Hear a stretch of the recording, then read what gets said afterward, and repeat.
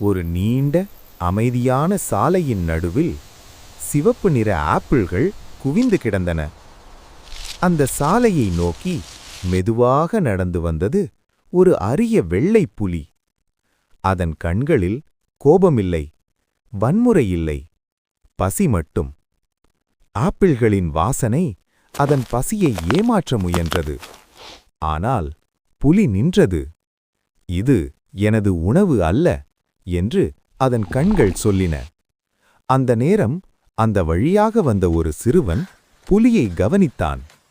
பயமில்லை, மாறாக அவன் கையை நீட்டி காட்டின் திசையை காட்டினான். புலி ஒரு கணம் நின்று பின்னர் மெதுவாக திரும்பி காட்டுக்குள் நடந்தது. அன்று அந்த சாலை ஒரு பாடம் சொல்லியது. வலிமை என்பதே காயப்படுத்துவது அல்ல, தன்னை கட்டுப்படுத்துவதே.